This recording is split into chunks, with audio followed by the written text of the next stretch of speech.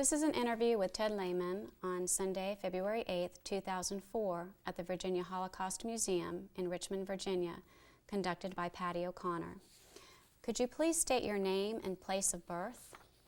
I was born in Sosnowiec, Poland, on July 25th, 1927.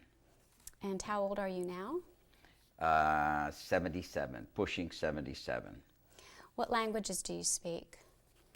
I speak Russian, German, Polish, Yiddish, and English.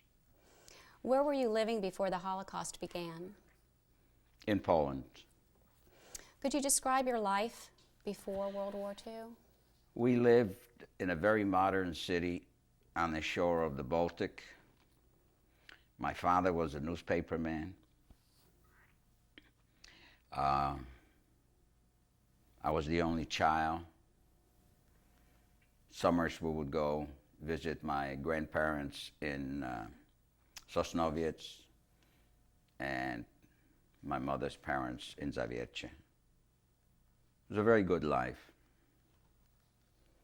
What type of education did you have? I didn't finish grade school because Hitler came in 1939. I didn't go to high school, but I did have advanced degrees from colleges in the United States, University of Wisconsin and Columbia University in New York. What was the predominant religion in your area? Roman Catholic. Before the war, did being a Jew have a religious or a cultural significance to you? Both. There was anti-Semitism in Poland. Quite a bit of prejudice. However, one must say, in spite of all the anti-Semitism, there were no camps, there was no extermination.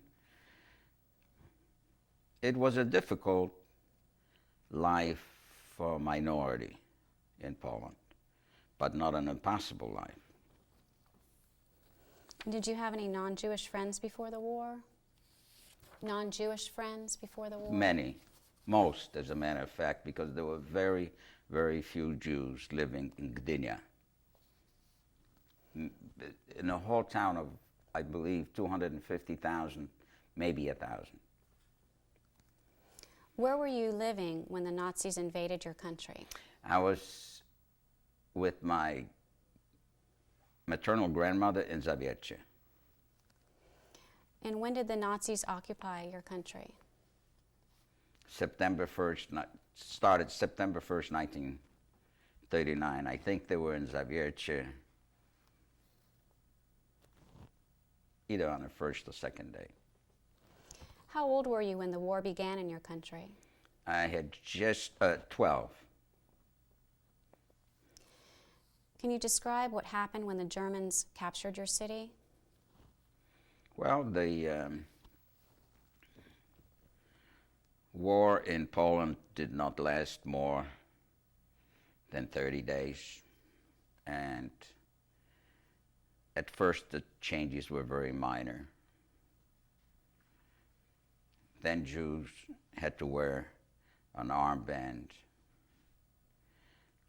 later a yellow star. In 1941, a ghetto was created. Jews had to work. And from time to time, especially after 1942, after the Germans invaded Russia, the population was gathered in the marketplace, Market Square, and selections were being made. And old people, even some children, were sent off to labor camps, not yet extermination camps. That followed.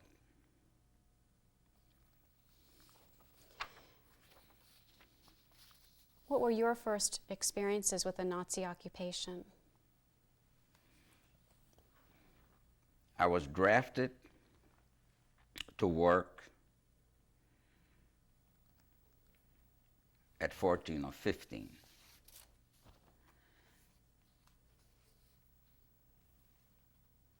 On a second assignment, I decided to make that my permanent job because it was a very good job. It allowed me to leave the ghetto, and I worked for the SS. The SS was there because that part of Poland was annexed to the German Reich. It was part of Großdeutschland.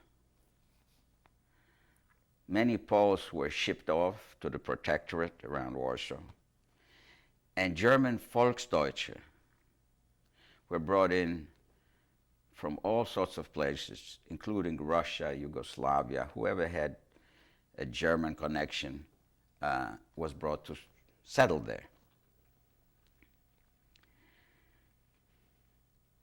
I became sort of an interpreter because I spoke to them in their languages, and I spoke German very well. And I stayed in that job until August 1943, when they took us all to Auschwitz.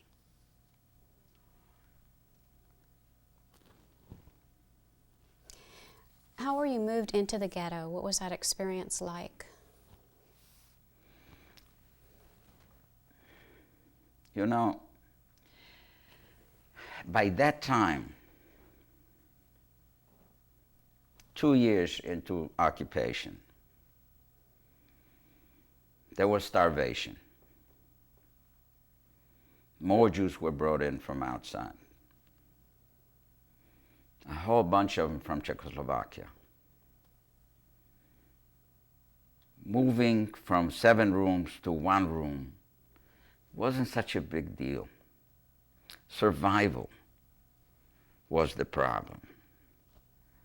An extra potato, organize something.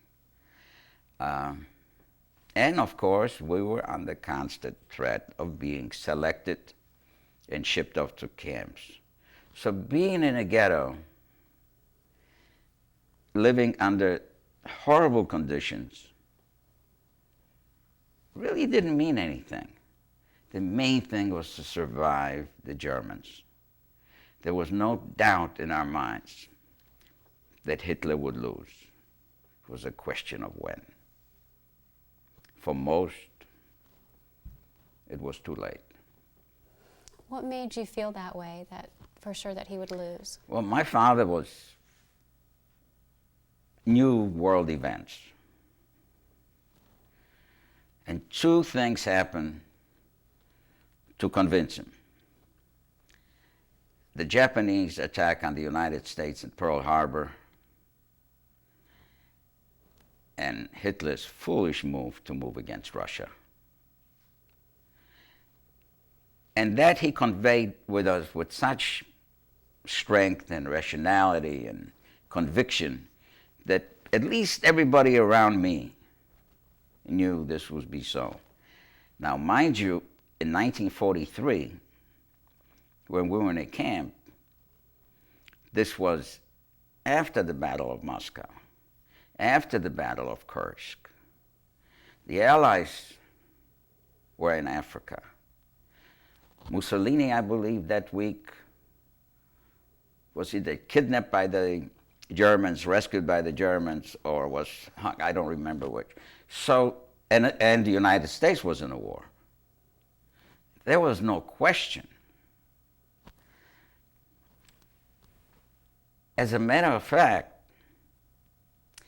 I don't think the Germans even questioned the fact of losing. They were bombed every night. There were horrible stories out of this was post-Stalingrad. It created a very, very unique situation in the factory where I later worked. Because here were Russian prisoners of war, Jews, all sorts of untouchables, who looked worse than the untouchables in India by then.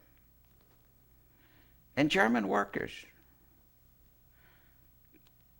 Older people, their sons were either dead or still fighting on the fronts, who began to realize that the people in stripes were winning and they were losing.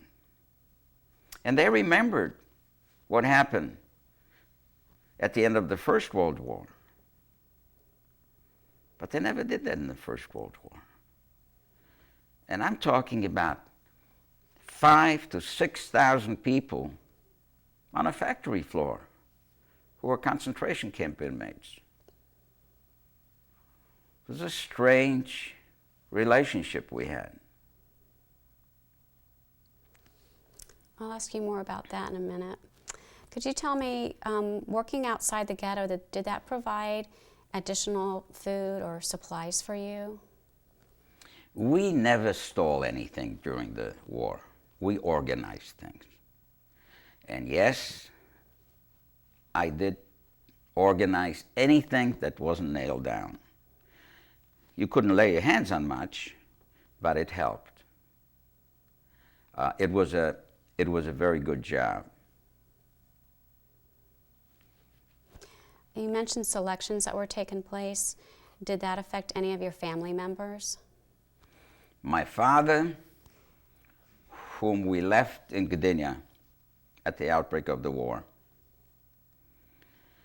found us eventually in Zawiercie and was selected to work in a labor camp to build a factory for Krupp. He broke his arm and came back. One of my aunts, Dora, was 34. She was selected to a labor camp. Nobody of my immediate family was selected for a death camp until August 1943. Was there any involvement with partisans?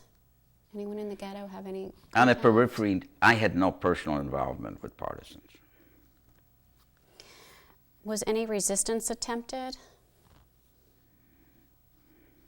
In a ghetto? Yes. Not in our ghetto, in the Warsaw ghetto.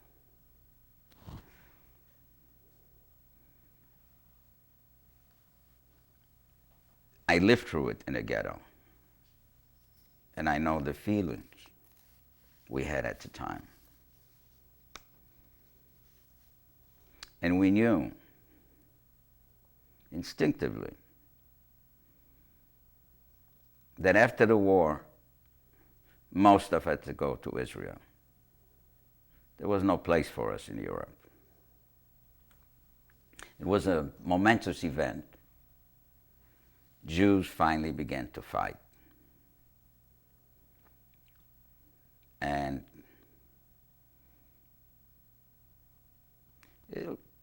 it's interesting to see the change. Because now some of us say, hey, we'll take you with us. It's a grave threat. But it doesn't solve the basic problems. None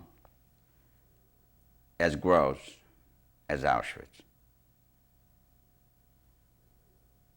It cannot be compared to people waving Mao Zedong's Red Book or crazy people in Cambodia killing people with eyeglasses.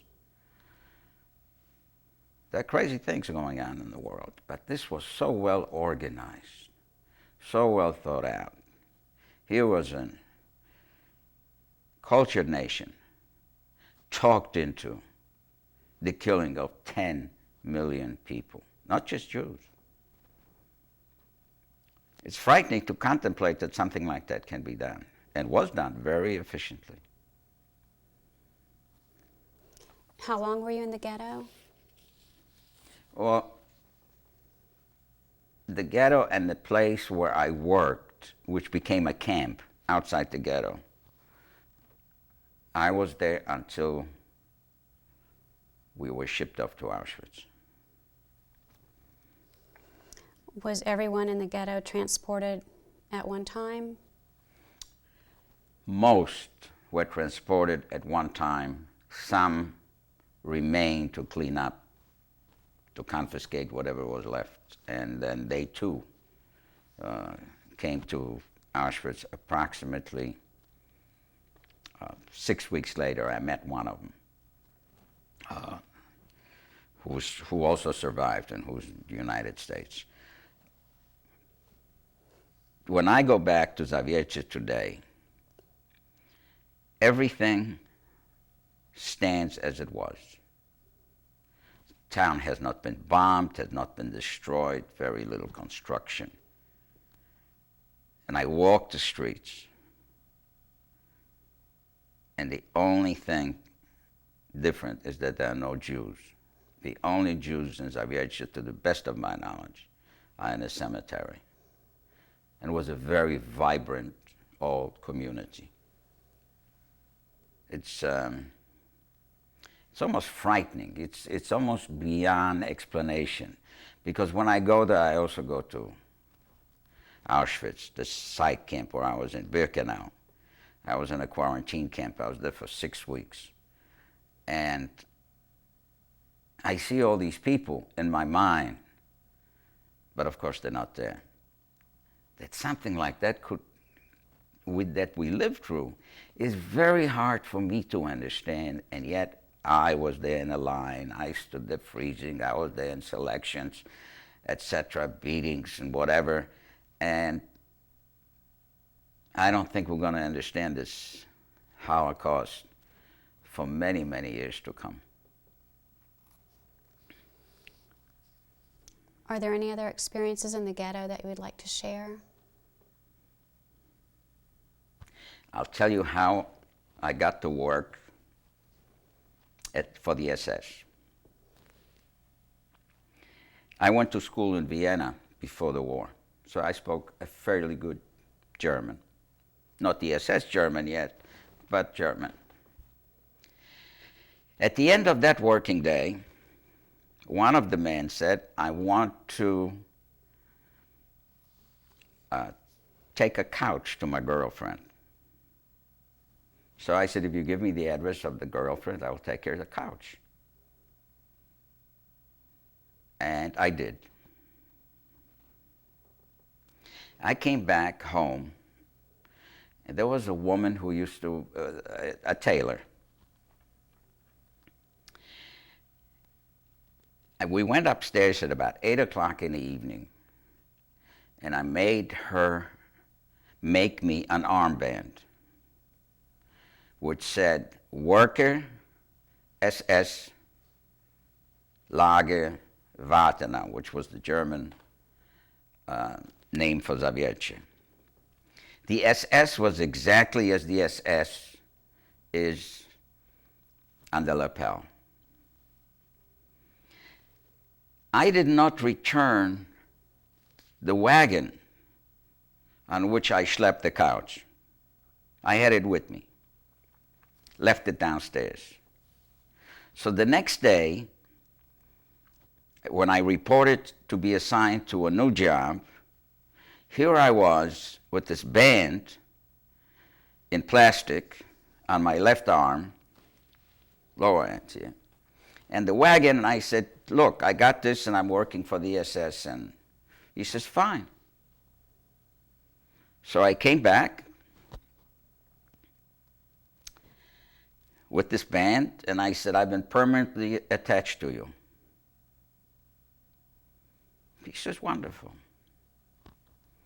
Now, eventually, my mother worked there, other people I could bring, and they built a little camp. Not really a concentration camp, but a lager.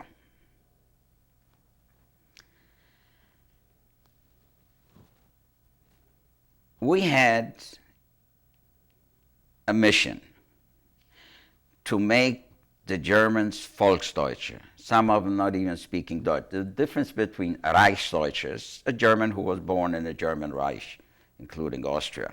A Volksdeutsche could be somebody who, under Catherine the Great, immigrated to the steppes of Russia and had German blood. Blood was very important. Blood meant everything.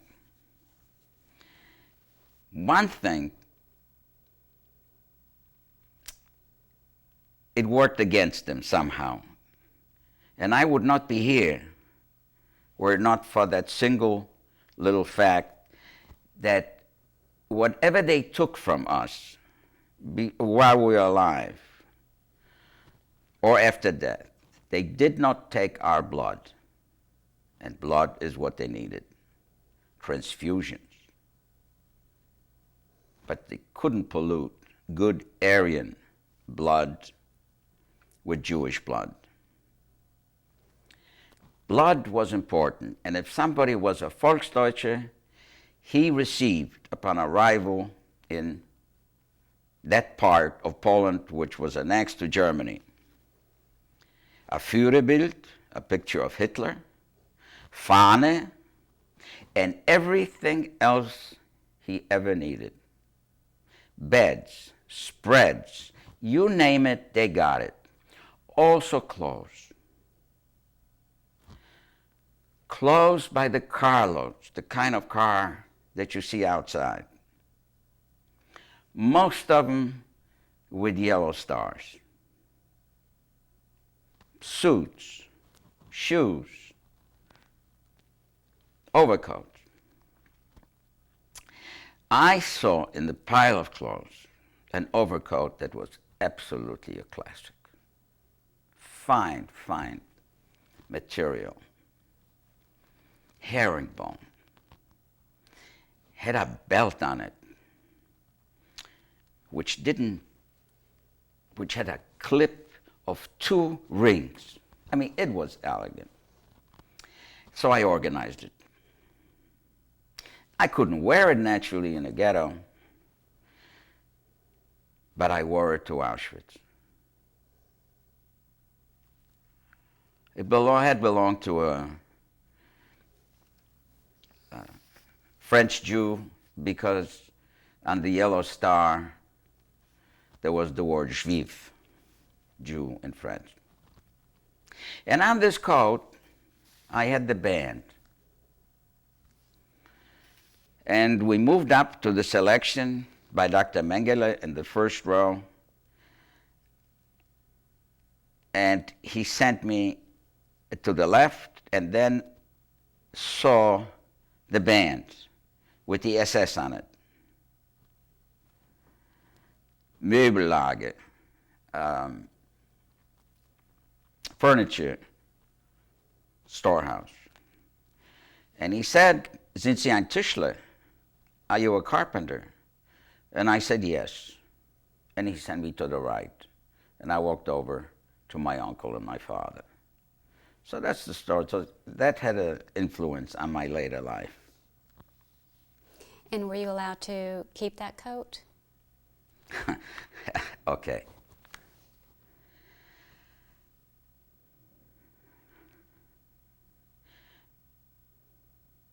On the ramp, men were selected to stand on one side, women on the other side.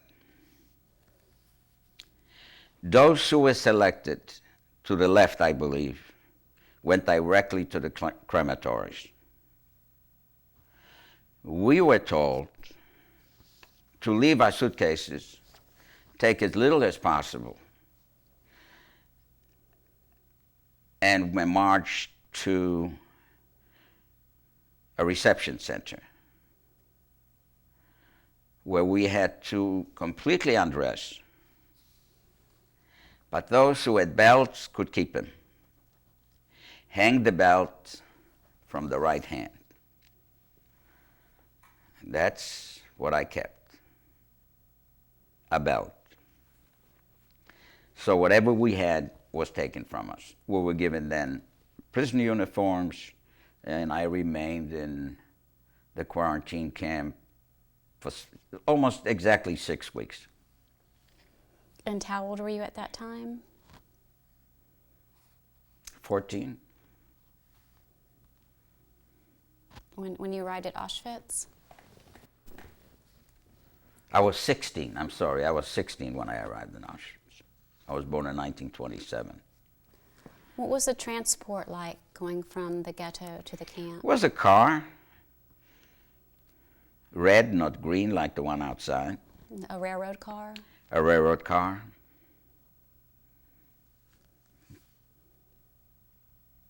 It was pretty frightening. We knew where we were going.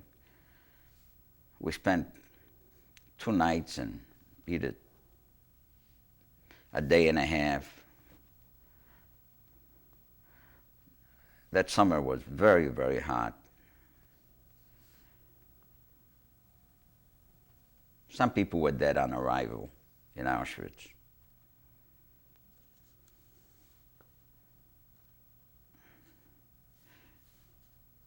If there was a frightening moment in my life,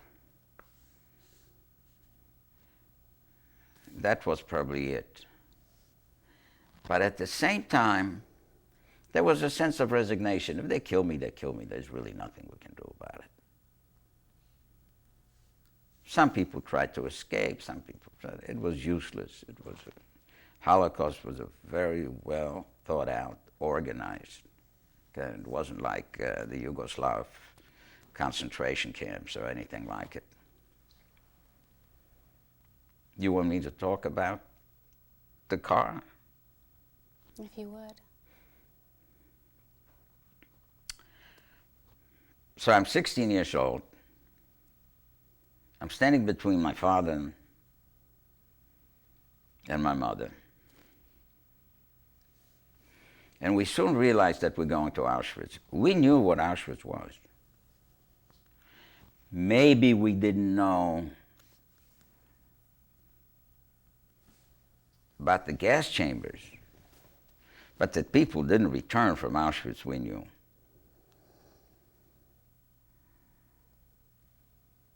And probably the most traumatic moment in my life was when I told my mother, "You got to forget about me. You have to save yourself." Why? Because I was an only child, and she lived for no other reason but to see me survive. My father, by then, was very disgusted with life and probably did not want to survive. There were people who just gave up. If they didn't give up in the car, maybe they gave up when they realized that their wives were dead, their children were dead. And they became what we used to call Musulmane. You could see it. Another curious thing in the camp happened. Saints became saints, thieves became thieves, stool pigeons became stool pigeons. Everybody's character kind of floated to the top. There were no complexes, I don't think, in the camp. Certainly no persecution complexes, inferiority complexes. We were persecuted, we were inferior, we knew it.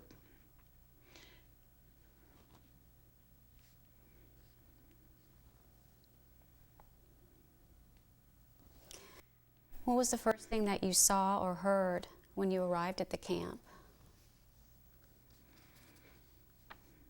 At first we saw a ramp. Could be a railroad ramp, any place without a station. Then we were marched along a road and we saw prisoners in striped uniforms, thousands of them. There were 20 barracks. At times there were 2,000 per barrack, so we're talking about a small city. In every camp, there were 20 camps, barracks stretching in.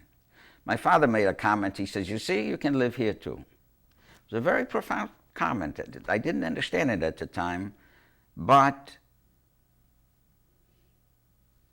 we knew that not everybody died.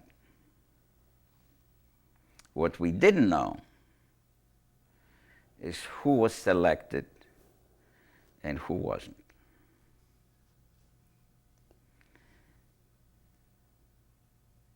we were confronted by trustees, capos, who made it very clear that we would all probably die anyway. But if we wanted to die sooner rather than later, any order not instantly obeyed would bring this about. And they demonstrated by beating and hitting. Then we went through all sorts of procedures, including the tattooing of our numbers on the arm. And then we became prisoners. Of course, there is a plus to being a prisoner in Auschwitz. They can't send you there anymore. And you're still living. You're still walking around. 6 weeks later, they selected me to work for a factory next to the city of Breslau, which is now a Polish city of Wrocław. And I spent a little more than a year making cannons for the Firma Krupp. When you first arrived at the camp and you saw the prisoners that were already there, how did they look? What was their condition? You know, I could make a fortune in America selling the Auschwitz diet. There wasn't one person who had an ounce of fat on them. Everybody was very skinny. Also, the head was shaved, and we all kind of looked different in the striped uniforms and wooden clogs on our feet. We knew we were in a concentration camp. There was some who wondered, who had some curiosity, or wanted to find a friend in a different barrack. Most of us didn't. Most of us were so exhausted by endless marching. In step, im Gleichschritt, links, links, links und links. Hours upon hours. 4 or 5 hours of sleep. Up at 4:30. Marching to the toilet. Getting off the seat in seconds, having literally your head broken. Marching to stand in line to get warm, though it wasn't coffee, it was tasted like grass, smelled like grass, but it was something to eat. A soup at noon. A soup in the evening with 3 fingers of portion of bread, which was, I think, made of sawdust because it crumbled. It certainly wasn't any kind of bread that I ever ate before or since. It wasn't a place to gain weight. It wasn't a place to get, and it was a place where the selections were continuing. At one point, all of us, naked, stood outside.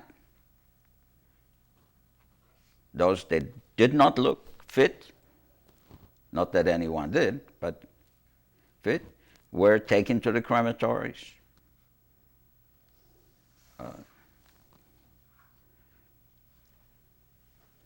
There was a selection by Krupp people for the factory. There was a fear of typhoid at one point in Auschwitz, in Birkenau.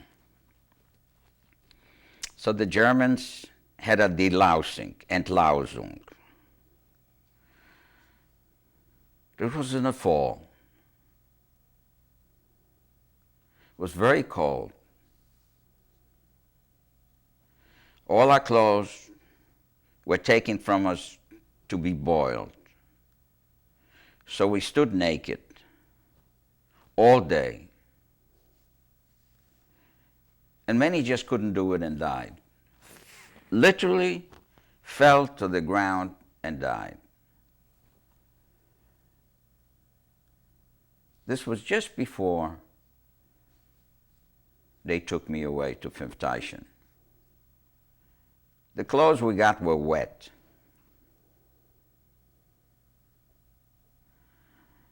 And I found my father with clothes that didn't fit him, and I somehow, don't remember even how, kept exchanging that night and found him a suitable uniform. And that was the last time I saw my father. The next day, we were on the way to Fünftaischen to work for Krupp. And your father was not selected for that? My father was refused, was selected, and then refused to be taken by a director of Krupp. My father was a linguist. He was taken to a labor camp not far from the city of Breslau, where they were building a factory, where he was an interpreter. There were many French people there. He spoke fluent French, fluent German, broke his arm. They sent him back to Zawiercie. And there in Auschwitz, in Birkenau, the director recognized him, probably didn't like him, and said, "This one we will not take." The capo, the trustee in charge of that transport, used him as an interpreter in Birkenau. And he said, "You know, I really need him." And the SS officer had I don't know what the word is, a stick, officer stick, Offizierstock. And hit my father across the face, knocked off his glasses, broke them, and he wasn't selected. But my uncle was. My uncle was born in 1905. He was an extraordinarily strong man, sportsman, and he died in 1944, January 6th, the Greek King's holiday in Fünftaischen. And I don't think my father wanted to see this through. He had enough. He stayed around as long as I was around. What happened to him, I have absolutely no idea. Do you know what happened to your mother? I have no idea.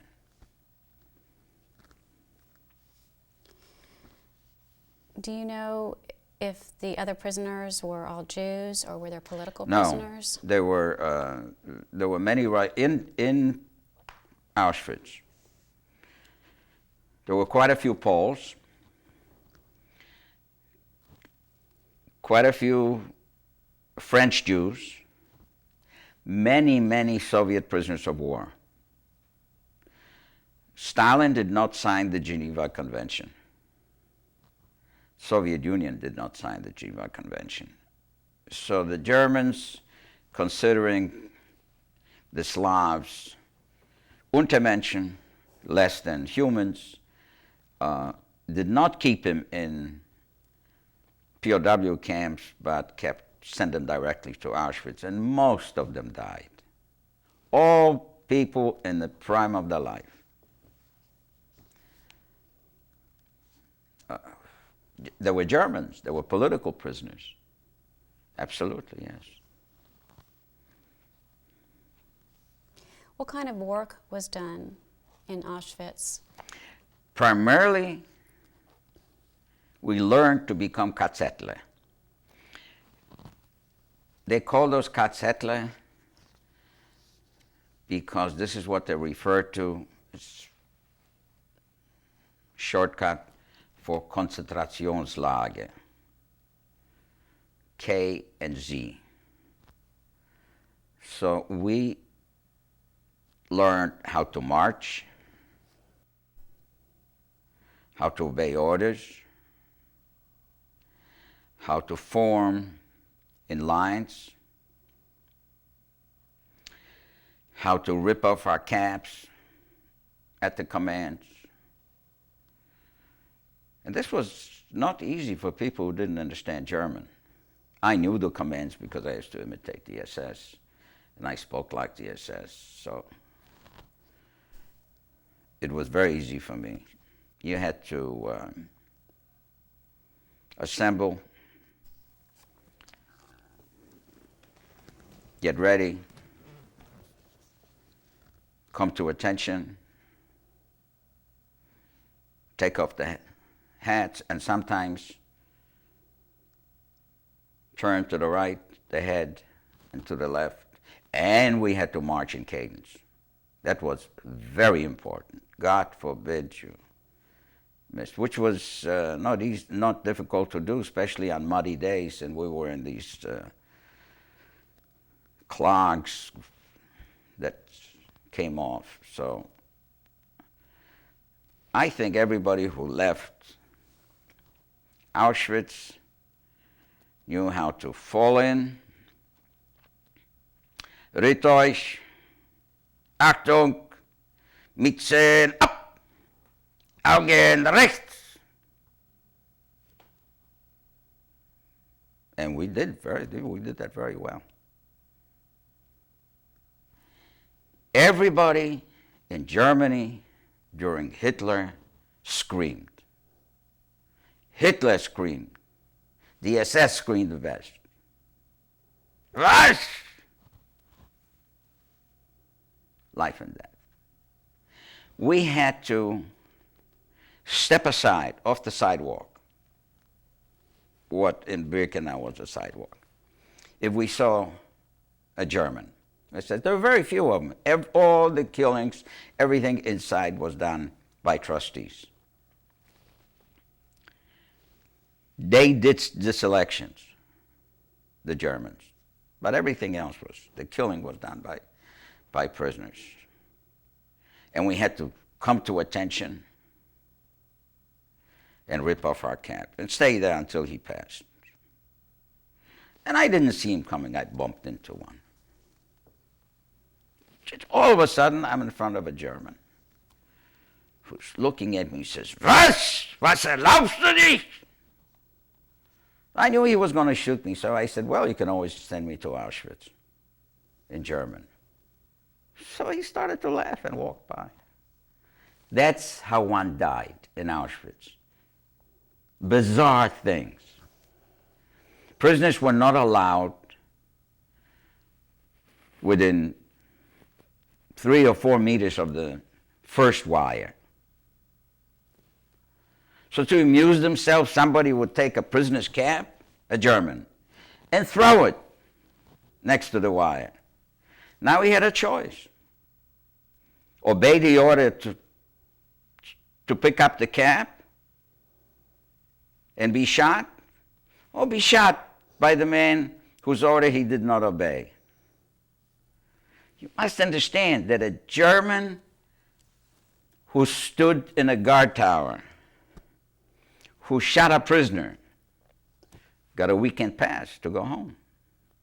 There was incentive built into killing. The place was a killing place. It was spelled out that use the Jews or use the prisoners as much as you can.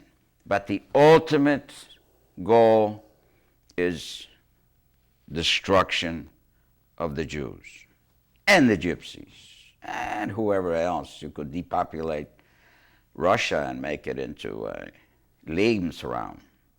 Of course, you realize this whole thing was a total fallacy, because after the war in Europe, Germany, that lost land around its borders to its neighbors and was cut in half, East Germany on the Soviet side. What was left of Germany remains today the greatest economic power in Europe. Hitler needed Lebensraum.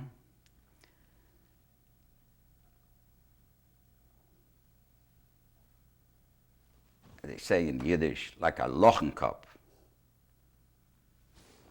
But that's what we went through.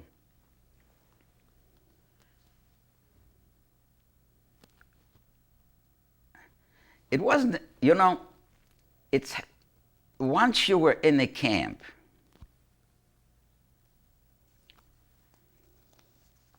you learn to live with it.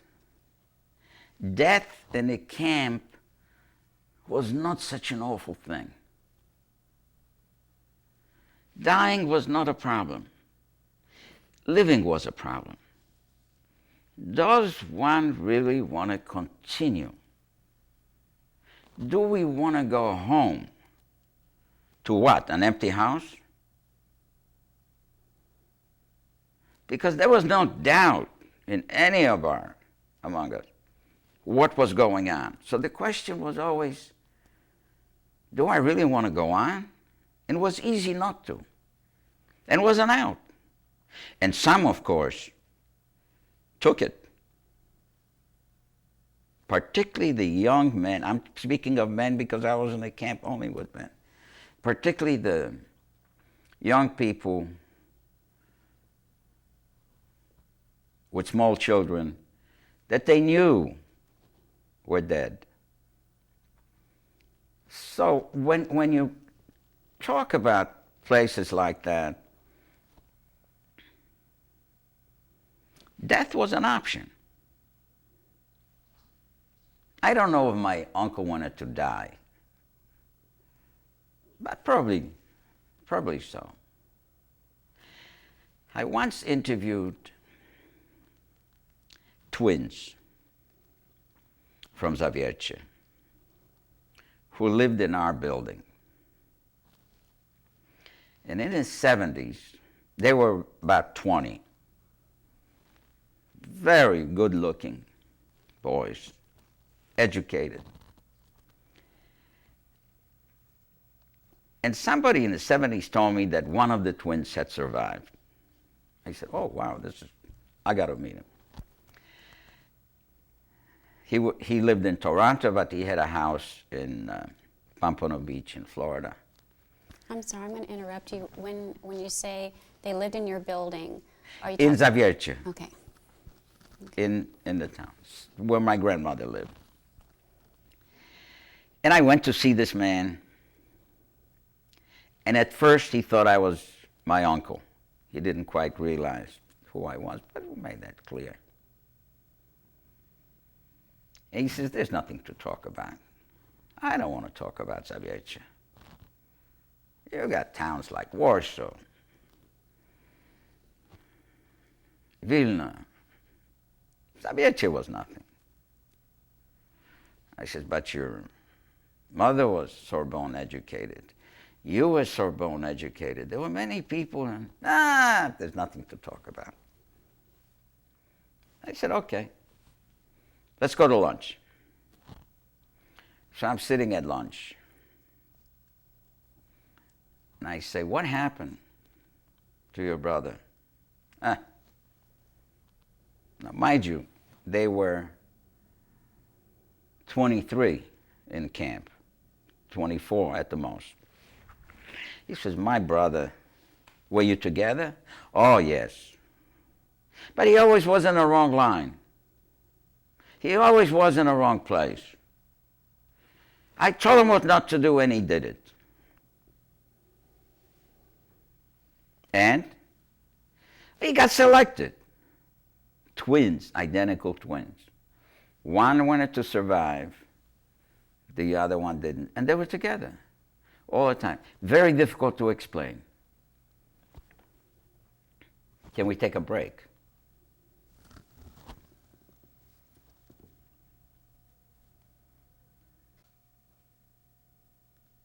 Will I get a copy of the...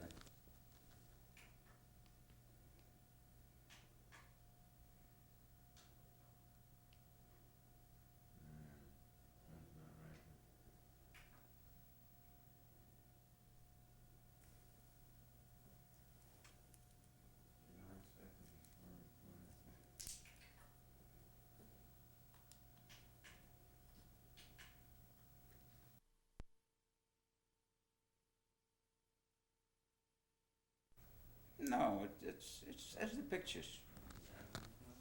Not remarkable.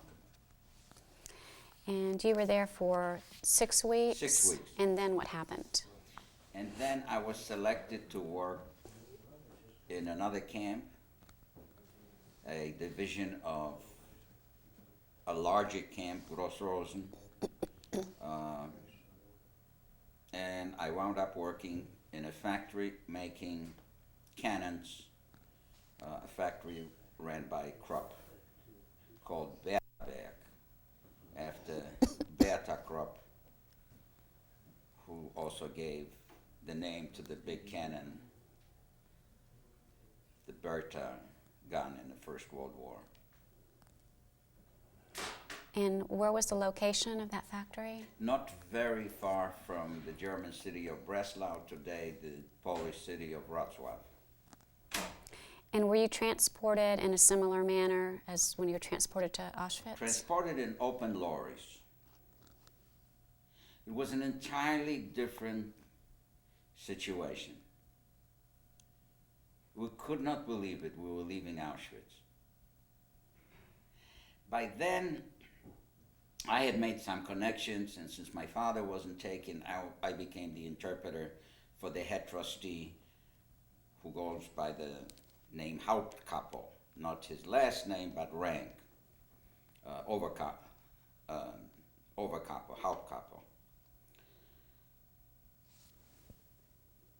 It wasn't a long trip. Naturally, there were no women or children or old people. I don't think there was anyone there over 40 or under 20. I was the youngest of the youngsters there. And it didn't take long before we arrived there and marched into camp. Small place, no chimneys, no crematories. It was unbelievable. Little barracks with little windows. Strange prisoners. In what way? And we came from Auschwitz. So in the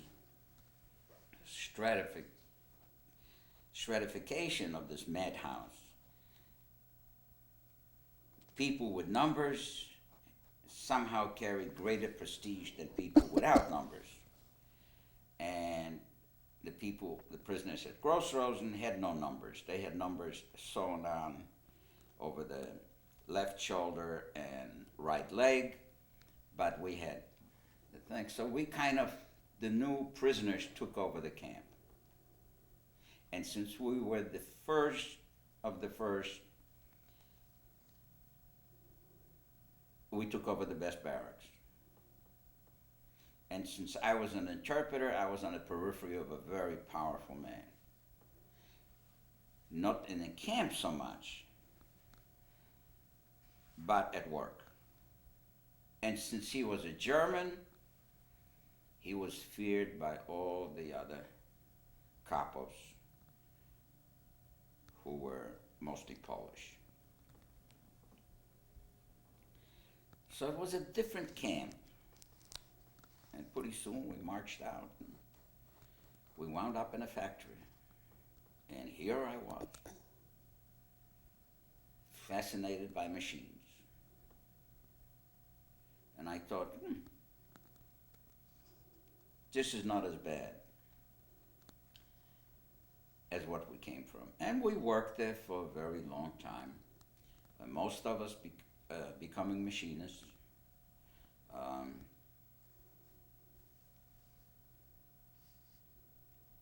Very useful. Making cannons.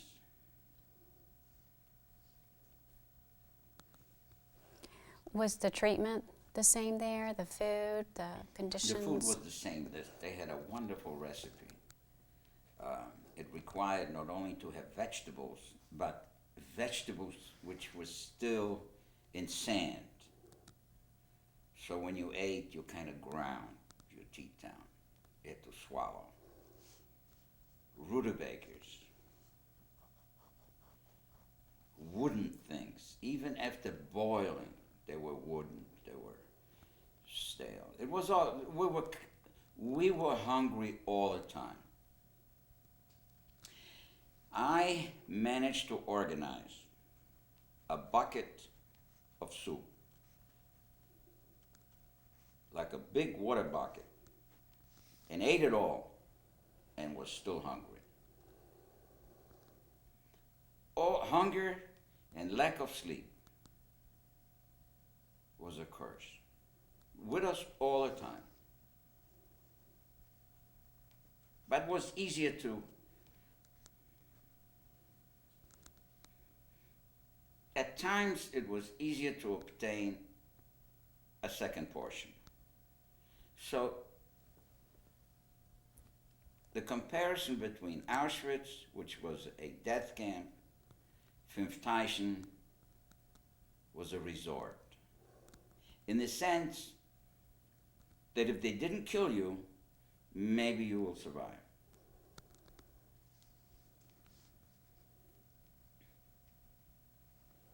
What was the approximate distance from the camp to the factory? About 3 kilometers. And how long were you there? About a year. You mentioned that there were strange prisoners. What do you mean by strange? You said there were strange prisoners? I thought that's what you said. When we arrived, there were prisoners there, prisoners who built the camp. They were prisoners just like we were, but from a different camp. They went to Gross Rosen in the same way we went to Auschwitz. And they were kind of overwhelmed by the fact that we were probably better trained as prisoners. There was more discipline. There was more fear, really. And the Hauptkapo, who was German, sort of took over the camp.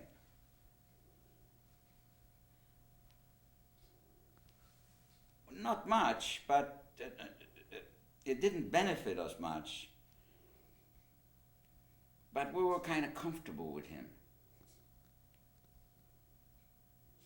And that meant a lot. What did it do? In a way, he was protecting us. What he could not do is protect us when we were sick or injured or fell by the wayside or were selected. Because even in Fünfteischen, there were selections, and those who were sick and those who couldn't work. You can't say in Fünfteischen those who were old or young, because everybody was in the prime of their life. But some of us were weaker than others, and those were selected and put on in one selection in January of 1944, late January. 40 below zero. 40 below Fahrenheit equals 40 below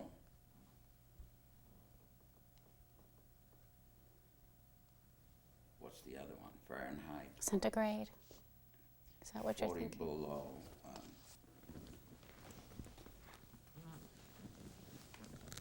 40 below is 40 below. Very cold.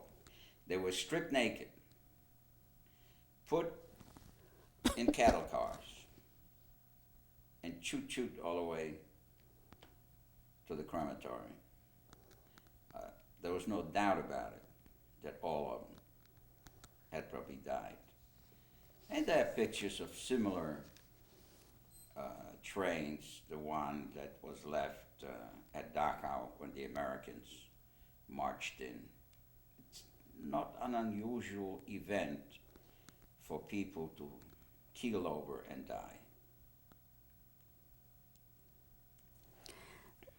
Were the other prisoners there similar to in Auschwitz, Jewish political prisoners? Was it a combination? I think that by the time we got to Krupp, there were very few political prisoners left. They just simply died off. There were Jews, infant Tyson, some Poles, many, many Russians.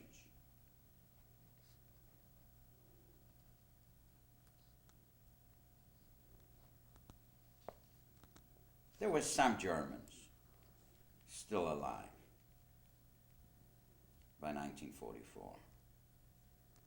And they had the best positions because naturally they spoke German, and a German had German blood, not Jewish blood. It wasn't AB or positive or negative. It was Deutsches Blut, which was very important. I always wondered how the Japanese became Aryan and also had pure blood.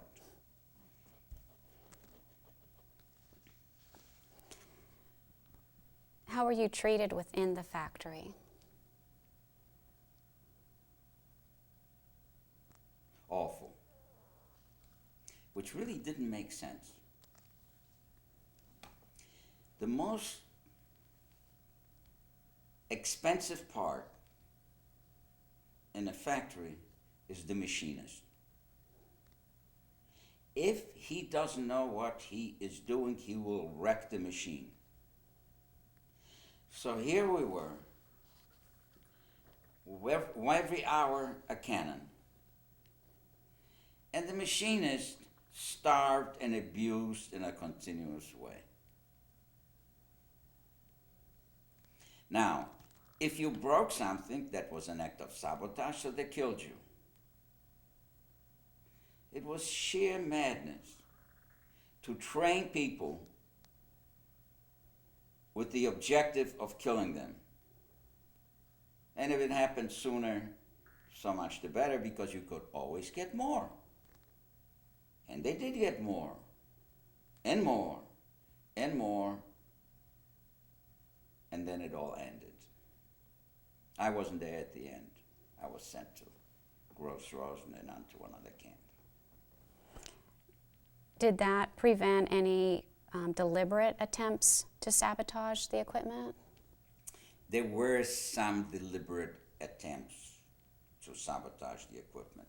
Very few, because the penalty was awful. There were little things. I once observed a Russian throwing coal into oven to generate heat or whatever. And I saw him throw in the coal as well as the shovel. And then kept looking, then he went to look for another shovel. Those kind of little things. You could grind down an instrument, but it was dangerous. It was a dangerous thing to do. You must remember that we were not in the best of shape at any time. Also, please keep in mind that the war by then was turning against the Germans, and there was no doubt about the outcome. It was simply a question of when and can we survive. So to take unnecessary chances in the shape we were in was madness, particularly since we endangered everybody else's life. So there were no escape attempts then either from the factory? There were escape attempts, but I don't know if they succeeded. And from Fifth Tyson, there were escape attempts. Most of them they brought back, put a drum on them, and a sign saying, "Von der Reise zurückgekommen," returned from the trip,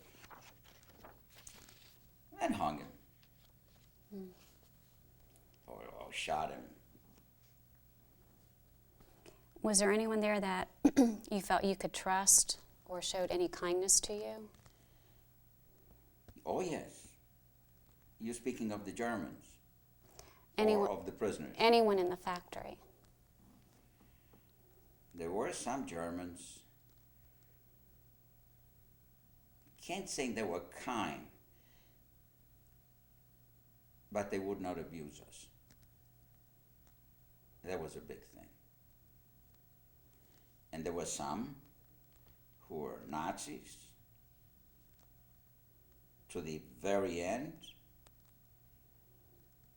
and looked forward to killing us at every possible moment, tempered only by the fact that they needed us to run the machine.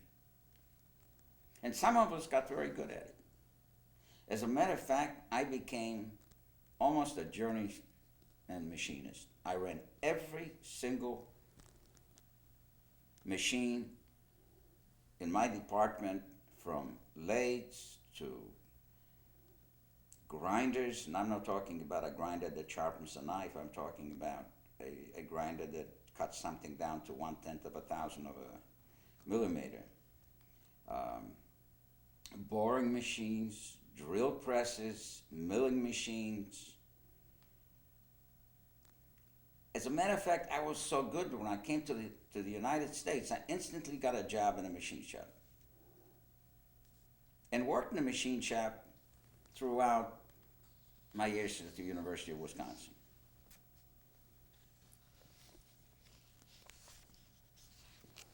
Is there anything else in the routine of the day that you'd want to describe? The routine of the day was up at 4:30 or 5. Let me make another remark.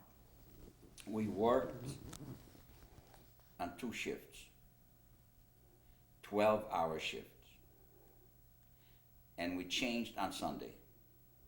Night shift became day shift became night shift. So what I'm describing now differs only in the fact that some of us slept during the day and some slept at night. At 5:30, we were up. At 6 o'clock, we were fed. Maybe 5:45 in the morning, and the same thing applied in the evening, was a cup of boiled grass or whatever. At 6 o'clock we marched to work and arrived a little before 7. We were counted, or always counted, everywhere. They wanted to kill us, but God forbid we should go missing. We worked for 12 hours. The night shift or day shift went back to the camp. 6 days a week, Sundays off. If you worked on a night shift, you had not only Sunday off, but all day Monday, because you went to the night shift. The march to work was obviously just as long as the march from work and vice versa. We got into the camp from work approximately 7:30. We got the soup and the slice of bread. And then we had chores in the camp. So we seldom went to bed before 9:30 or 10. And then I got up at 4:30. Sleep was a major problem. If I leaned in the factory on a post, I would fall asleep. It was a struggle, almost as much as hunger.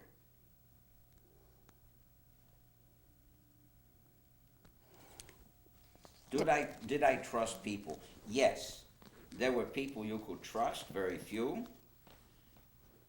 but you didn't have an enormous circle of friends in the camp. For example, I knew most of the Russians in my department, but I don't remember anybody else. I don't remember who stood next to me in the next machine. I remember the guy at the inspection table because he was one of the Jews who was put into our apartment, my grandmother's apartment, and he was a laboratory technician in that little tiny room. We did not associate the way people associate in normal life. Our vision was the back of the man marching in front of you, at best. We were attuned to hearing orders. We were very attuned to any trouble. To survive in a camp, you had to learn instinctively what not to do, instinctively what to fear, instinctively size up the man who was talking to you. And everything in a camp was a choice of life or death, life or death, life or death. One mistake and you're out. So, curious existence.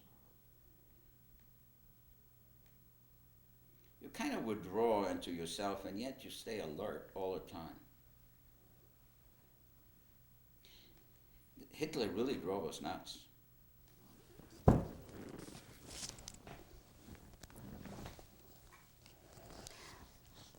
Changing from day shift to night shift every week, how did that affect you, having to, change that routine? Good question.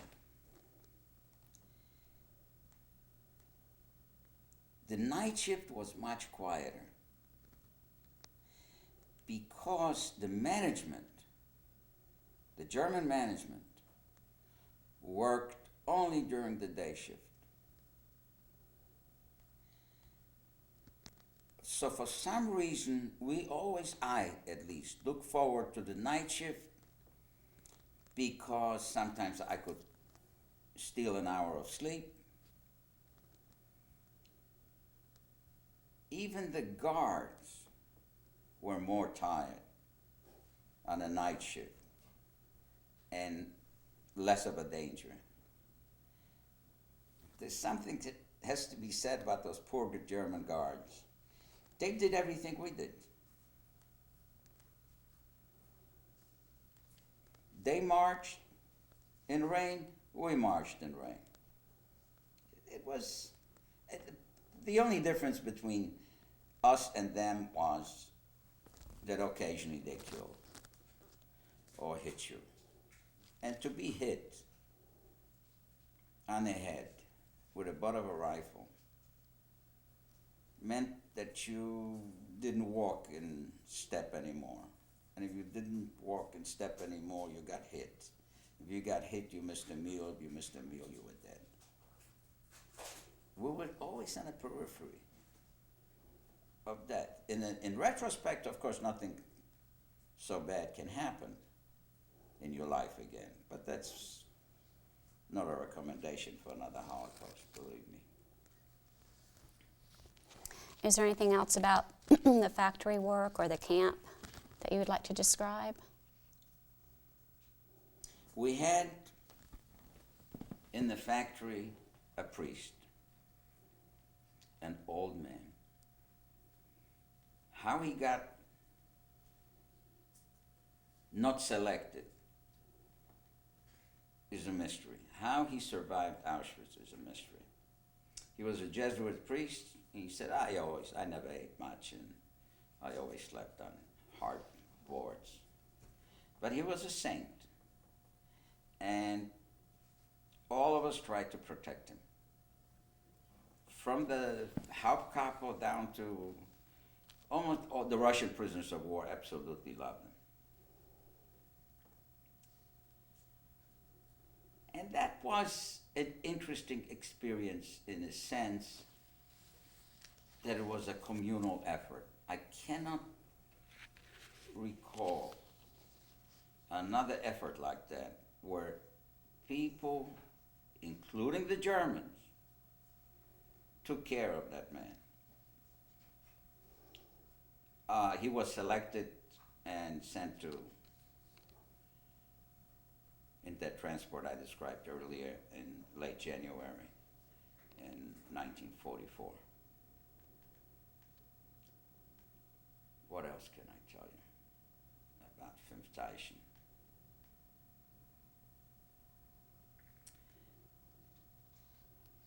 The major difference between Fünfteischen and a death camp was that some of us survived.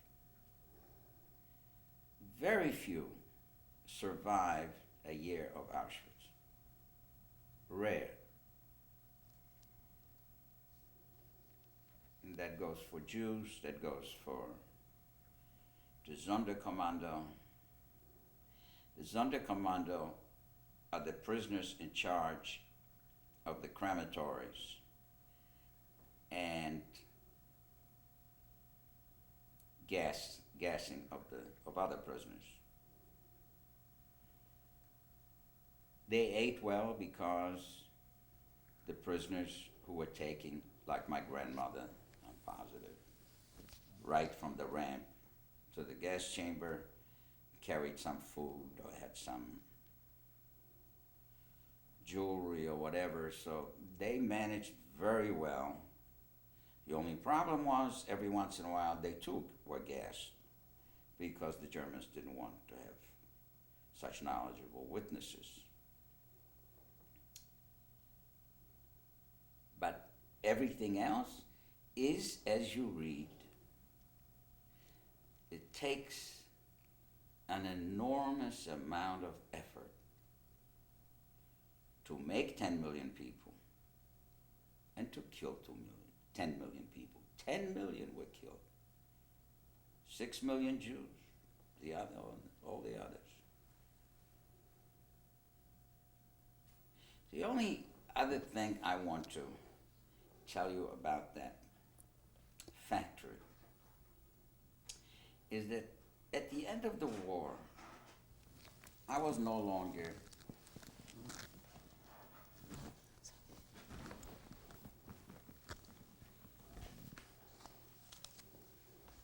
At the end of the war, I was no longer in a camp. I was an interpreter for the American Army. And my job was to find out where these cannons were located so we could destroy them before they destroyed American tanks. So here I was making them, then interrogating German artillery officers to find out where they were located.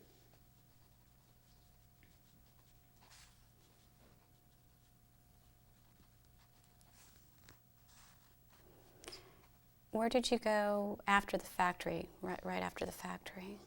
Went to Gross Rosen. Were there for a very short time. Then I was in a camp called Herzbruck, where we built tunnels into mountains, later to be converted into factories that would be bombardment proof. Let me tell you our arrival in Gross Rosen. I completely forgot that story. In the camps, we had learned to march in cadence in rows of 5. And the first night in Gross Rosen, we marched into the barrack. The barracks had 2 tiers, one upper level and one sort of basement. Large doors. My group was to be quartered in the basement.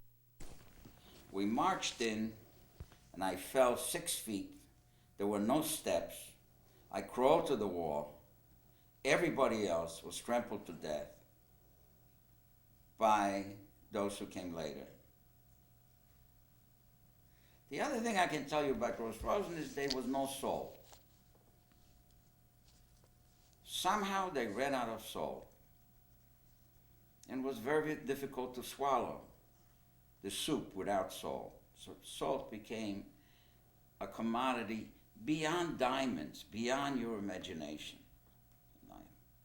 But that was concentration camp. Well, when you fell into the basement area, there was supposed to be steps there. There were none. I don't know why. Maybe somebody built a fire. Maybe that should have been a ramp. I was one of the first, so I kept crawling. Astonished, wind knocked out of me. And some others crawled away. But we were marching, links, links, links, links, with guards on both sides making absolutely sure that we kept marching. So eventually, the prisoners marched over the prisoners. And those were the few select to go to work. Tell you one more episode. I got very sick. The dust in the tunnels that we dug affected my tonsils, and I couldn't swallow, which meant I was going to die. There's no doubt about it. But I was saved by another prisoner taken to camp. But on a day when I first had this laryngitis or whatever, I couldn't talk and swallow, I was outside of the tunnel, sort of making sure that the transmission belt that was carrying the stones wasn't stuck. So I was outside, and it was raining. And there was a guard outside. And he was looking at me. I was a boy, skinny boy. And I ran a high fever that day. And he kept coming closer and closer. So I stopped and took off my cap because that's what one's supposed to do. He says, "Sprichst du Deutsch? Do you speak German?" Jawohl. So I want to ask you a question. What would you do to us? Suppose we lose the war. Not that it's going to happen. I looked at him astonished. And I said, "Was?" And then said, "Ha! and he kicked me. And I rolled down the mountain, laughing. I was so happy. I could see his future. Here I was, starved to death, running a fever, a concentration camp inmates, in the rags. It was raining. And he wanted to know what we would do to him in case they lost the war. You know what? We didn't. We did nothing to them. You couldn't pay me $1 million to scratch a German child. That is also a fact. That's where we should end.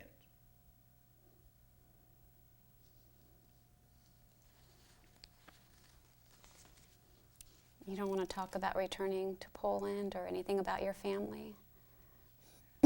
My family, none of them survived. At one point,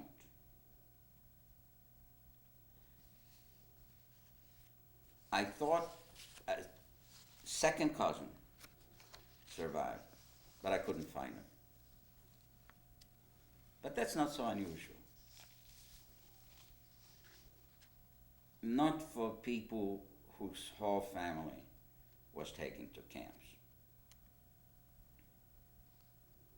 I thank you very much for your patience and for your profound questions. And I hope I never have to do this again. We certainly appreciate your time and sharing. Thank you. Okay.